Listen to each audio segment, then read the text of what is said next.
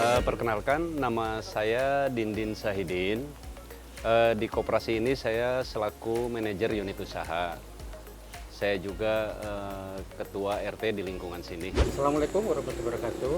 Perkenalkan, nama saya Sigit Harimurti. Di koperasi ini saya bertindak sebagai pengawas, dan barangkali di lingkungan masyarakat sekitar sini saya adalah yang dituakan sesepuh. Pekerjaan sehari-hari saya adalah dosen di Universitas Pasundan di jurusan Hubungan Internasional.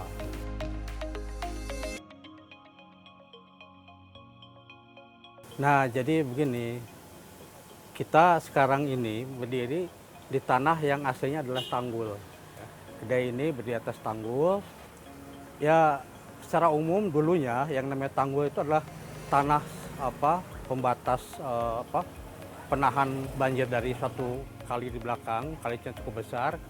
Nah, dulunya sebagai tanggul lahan ini tidak terurus ya. Nah, ini kotor, kumuh, penuh ilalang, lalu jadi tempat pembuangan sampah warga. Pokoknya serba nggak terus ya, nggak nyaman ya, karena kemudian muncul binatang-binatang berbisa bersarang di sini, atau bahkan kalau malam di sini jadi tempat main kuntilanak sama tuyul.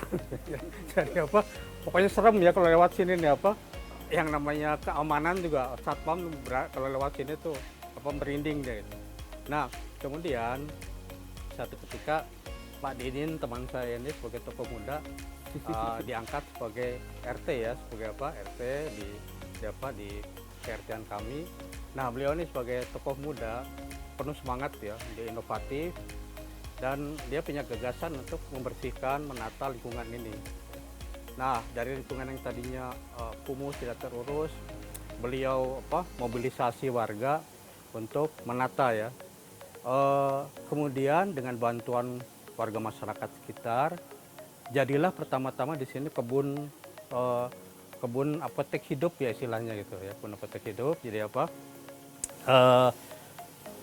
yang dikelola oleh ibu-ibu PKK ya.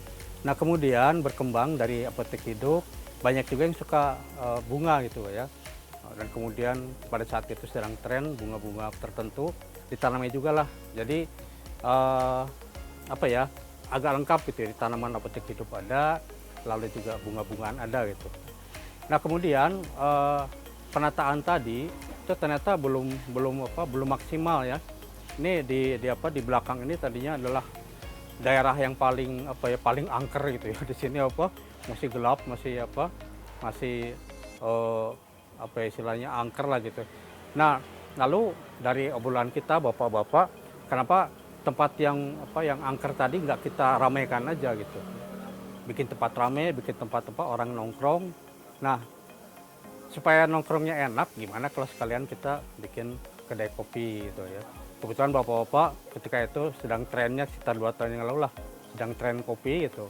Bapak-bapak banyak yang suka kopi, jadi buatlah dengan gotong royong satu RT di bawah pimpinan Pak Didin.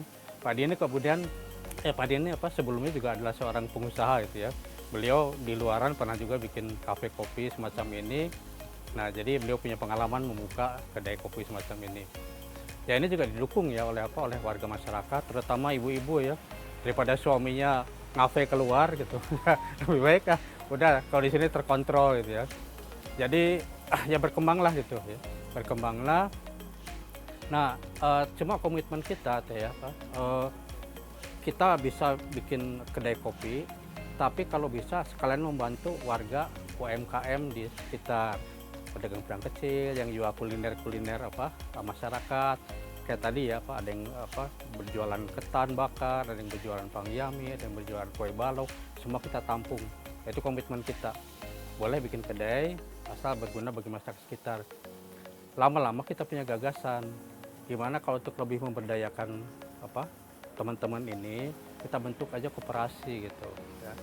Koperasi, dan alhamdulillah barangkali karena keikhlasan kita, kerja keras kita, kita mendapat perhatian ya dari pemerintah, bukan saja pemerintah setempat, tapi kemudian pemerintah kota, pemerintah provinsi, dan bahkan dari kementerian juga di Kementerian Koperasi, mereka mendatangkan ya sesmen ketika itu ya Profesor Uli. Jadi itu buat kami yang baru berdiri itu sudah merupakan pendorong semangat ya. Nah, jadi pendirian koperasi tadi dimaksudkan untuk lebih memberdayakan teman-teman UMKM, lalu juga para pedagang kecil yang menjadi anggota kita. Dan barangkali nanti dari segi bisnisnya akan diterangkan oleh Kang Didin ya. Tapi saya juga mau cerita sedikit nih. Jadi saya barangkali sebagai pamong menginginkan teman-teman di koperasi itu, walaupun mereka tergolong ya masyarakat menengah ke bawah, tapi mereka harus punya kebanggaan untuk masuk koperasi kita. Jadi saya barangkali kebetulan punya teman-teman yang kebetulan berdinas di luar negeri, ada yang sebagai duta besar, ada yang sebagai konjen dan sebagainya. Nah, saya minta juga mereka untuk memberikan apresiasi terhadap koperasi kita. Ya, saya pikir itu bisa membangunkan semangat dari teman-teman kita bahwa mereka itu terlibat dengan koperasi yang sudah cukup dikenal di dunia gitu. Jadi ya barangkali saya pengajar gitu ya. Jadi secara psikologis saya pengen berusaha mengangkat semangat, mengangkat kebanggaan, percaya diri dari teman-teman koperasi kita gitu ya. Nah, barangkali di koperasi ini ada segi-segi bisnis ya yang barangkali nanti akan diterangkan lebih jauh oleh Kang Didin ya, bagaimana kedai ini bisa menghidupi para karyawan, bagaimana kedai ini menjadi salah satu bukan saja ikon tapi menjadi salah satu soko guru dari koperasi kita dan sebagainya.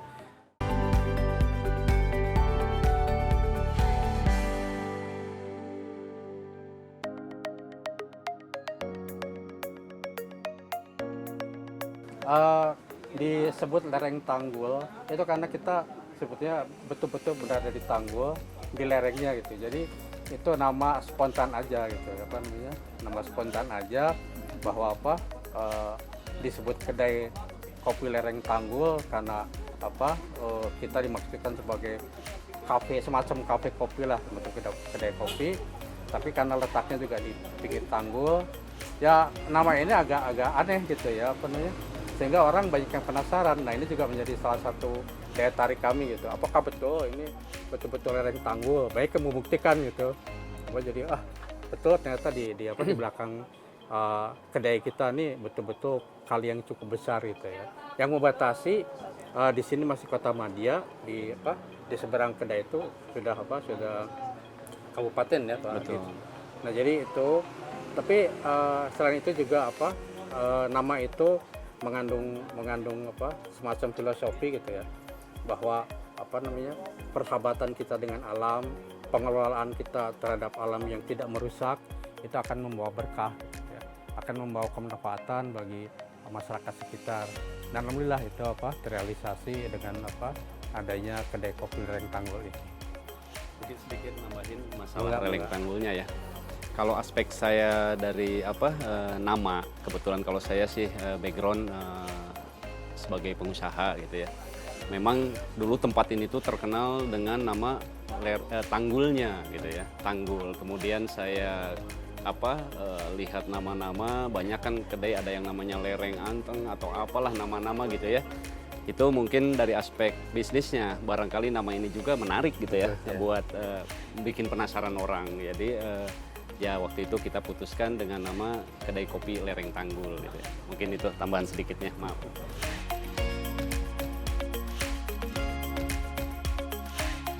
Ya sebetulnya pemilihan ini natural ya, alamiah gitu. Jadi seperti saya terangkan tadi di awal, lahan Tanggul ini ternyata kan tempat yang tidak terurus dan ya berbahaya kemudian ya, karena menjadi sarang ular berbisa, binatang berbisa yang lain, dan menjadi sarang penyakit juga karena menjadi tempat pembuangan sampah warga. Nah, dengan ide dari warga tadi untuk membuat tempat ini menjadi lebih ramai, menjadi lebih bersih, tertata, ya barangkali dimaksudkan untuk itu. Jadi dengan adanya kedai kita sering hangout di sini lah gitu ya. Itu jadi kan lingkungan juga terpelihara gitu ya. Kalau tempat kita nongkrong ini kemudian jadi kumuh dan tidak terawat kan ya nggak menarik juga untuk konsumen. Jadi itu aja sebetulnya alasan praktisnya itu. Sedikit mungkin ya saya nambahin juga. Kalau dari ini memang kedai ini didirikan kan ada aspek saling saling ada kepentingan dan misi mungkin ya. Kalau dari kami ya kebetulan waktu itu saya pejabat RT di sini. Jadi seperti yang Bapak Sigit di awal ceritain, kenapa sih milih di tempat sini gitu ya. Kebetulan waktu itu saya sebagai RT mau merapihkan area tanggul ini gitu ya. Begitu bagian ujung sebagai RT saya mulai kesulitan karena kan namanya RT ya. Dana RT itu dari mana gitu, nggak besar. Sedangkan untuk membangun sebuah merapikan sebuah lahan ini kan nggak murah gitu ya. Nah ini mungkin ada sentuhan dari saya waktu itu kepikiran kalau kita arahkan ke bisnis ya. Mungkin berapapun tidak akan jadi rugi, itu tambahannya mungkin ya. Jadi kenapa dipilih di sini? Pertama ini unik gitu ya. Saya juga belum pernah bikin kafe di tempat seperti ini gitu ya. Kemudian yang keduanya, memang saat itu ada kebutuhan dari kami pengelola masyarakat ya lingkungan. Barangkali kalau ini dijadikan tempat sesuatu yang bisa menghasilkan atau ada nilai ekonomis, mungkin akan lebih baik gitu mungkin ya. Nah, itu.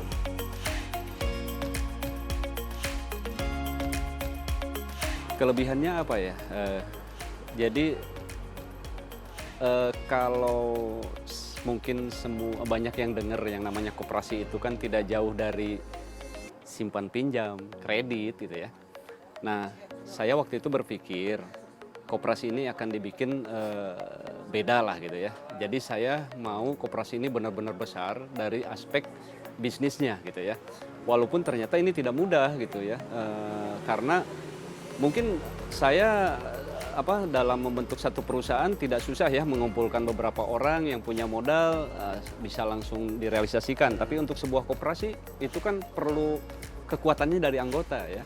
Jadi ya mungkin alhamdulillah ya kita bisa terbentuk gitu. Seperti itulah.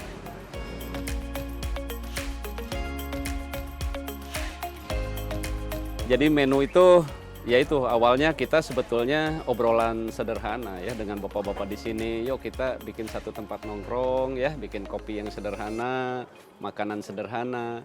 Kemudian karena sesepuh-sesepuh di sini juga cenderungnya mungkin angkatan angkatan bukan milenial lagi ya, kolonial gitu ya. Jadi waktu itu terinspirasinya kita bikin satu kedai yang ya mungkin nilai ada etnisnya, kemudian tradisional mungkin ya, cenderung ke tradisional karena pemikiran saya mungkin khususnya sebagai manajer unit usaha, mungkin dengan tradisional kita tidak perlu terlalu invest lebih besar ya, mungkin dengan makanan-makanan sederhana gitu.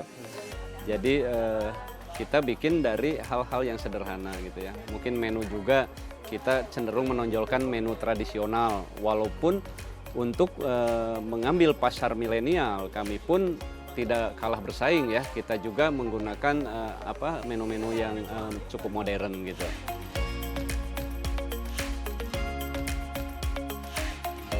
Menunya sebetulnya adalah menu tradisional yang menjadi menjadi jualan lah, menjadi jualan di masyarakat sekitar ya. Para pedagang kecil, para pelaku UMKM. Nah jadi walaupun sifatnya tradisional, tapi barangkali kami juga agak surprise gitu ya, ketika kaum milenial, anak-anak muda kesini, mereka yang tadinya asing dengan makanan-makanan tradisional itu suka juga ternyata gitu ya. Mereka baru mengenal, oh ternyata kayak oncom, ketan bakar tadi dikasih oncom ternyata enak. Nah mereka baru ngeh gitu bahwa itu makanan tradisional sejak dulu. Kalau juga semacam kue balok gitu ya. Nah, kue balok buat mereka itu barang baru. Jadi mereka ada sensasi sendiri lah mencicipi makan tradisional tadi. Nah lalu seperti kata Pak Didin ya dari segi modal kita barangkali terlalu makan itu ya, karena kita membantu tapi kita juga nggak usah terlalu mengeluarkan kos untuk membuat makanan yang berasal dari luar yang gitu. Karena kedai semacam itu atau kafe semacam itu sudah banyak ya dengan makan makanan Eropa, Korea, Jepang dan sebagainya. Nah, kita angkat yang khas Sunda lah gitu, Ya. yang kebetulan dijual oleh para eh, pedagang kecil sekitar kita.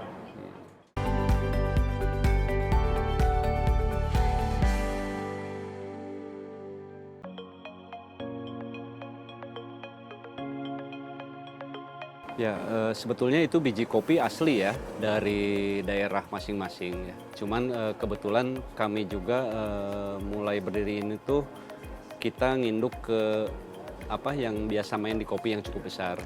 Jadi karena kalau kita ngelola sendiri mulai dari milih biji dan sebagainya mungkin rumit lah ya karena kita juga dari kecil ya. Dan saya alhamdulillah disupport oleh supplier kopi itu asli ya dari daerahnya masing-masing. Kemudian kita pilah dan pilih oleh kita. Kemudian kita olah ya sampai roasting gitu ya di open gitu ya. Nah setelah itu baru kita sajikan di sini dengan cara dan khas kita di sini gitu.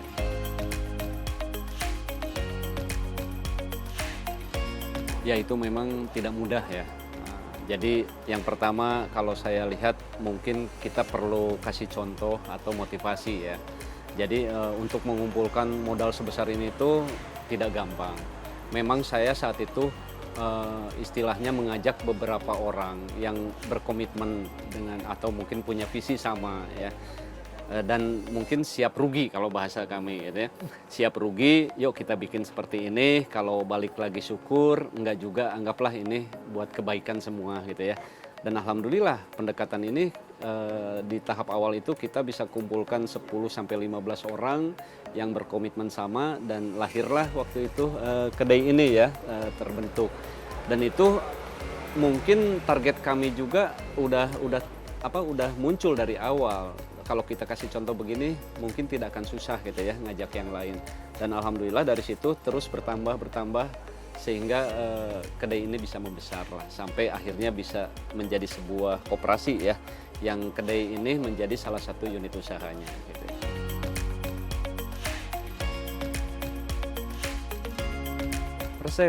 Resep sebetulnya yaitu karena Dari kami masing-masing. kemarin dari kita konsepnya sederhana tradisional kemudian akhirnya kita kebanyakan ngambil dari orang tua kita lah ya supaya ya saya dengar kue balok misalnya gini-gini kalau mungkin yang modern kan udah banyak ya saya mungkin nanya yang sederhana jadi kebanyakan kita ambil dari masyarakat di sekitar sini yang memang senang kuliner dan bisa bikin kue atau makanan yang enak kita tampung kita diskusikan dan dijadikan menu di sini dan mungkin kami sebagai pengelola memadukannya lah ya dengan makanan-makanan yang mungkin sekarang anak-anak milenial kejar gitu ya mungkin seperti itulah.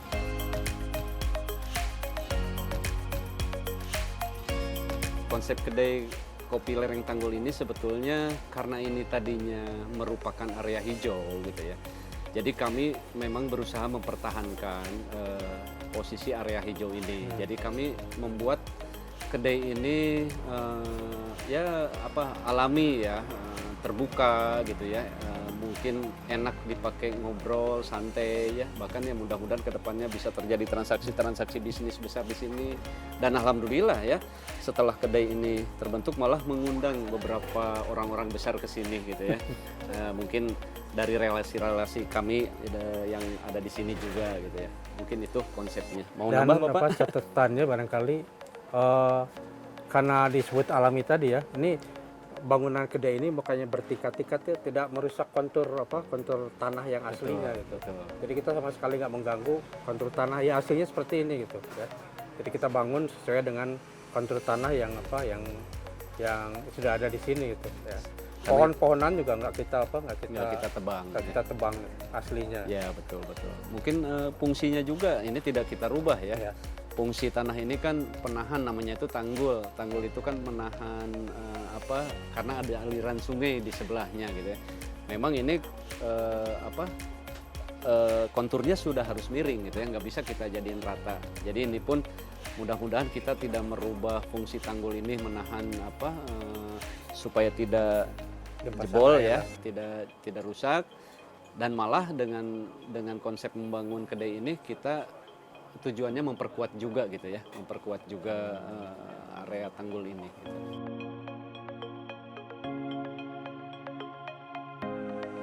Ya, masalah konsistensi ya. Memang kalau bisnis itu sepengalaman saya lah sebagai pengusaha memang perlu konsistensi ya. Artinya tidak ada sesuatu hal yang mudah, tapi kita harus yakin gitu ya. Dan mungkin perlu dukungan banyak orang gitu ya. Karena ya terus terang lah, saya sebagai pengusaha mengajarkan masyarakat banyak begini tidak akan mudah ya. Tapi ya alhamdulillah dengan komitmen kami bersama kita bisa konsisten gitu ya, dan tidak terasa ya kedai ini itu udah berjalan hampir 3 tahun gitu ya. Dan alhamdulillah, dan kita mungkin bisa dibilang kuat ya tertempa kemarin kasus COVID-19 ya. Orang lain banyak bergelimpangan, di kita alhamdulillah karyawan pun tidak ada yang kita berhentikan gitu ya.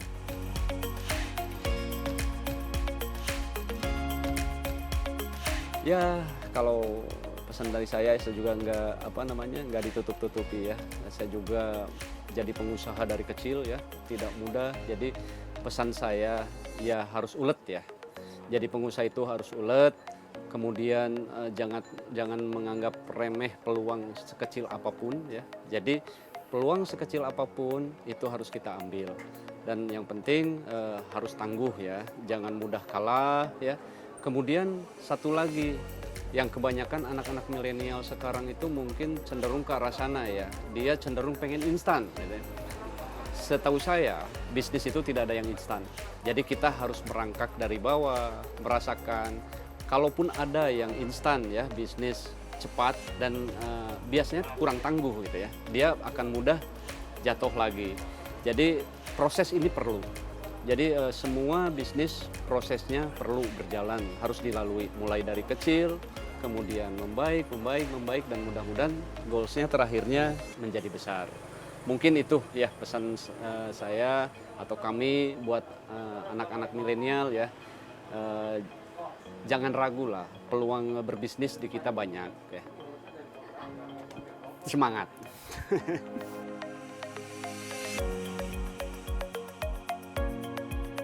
Ya kita memang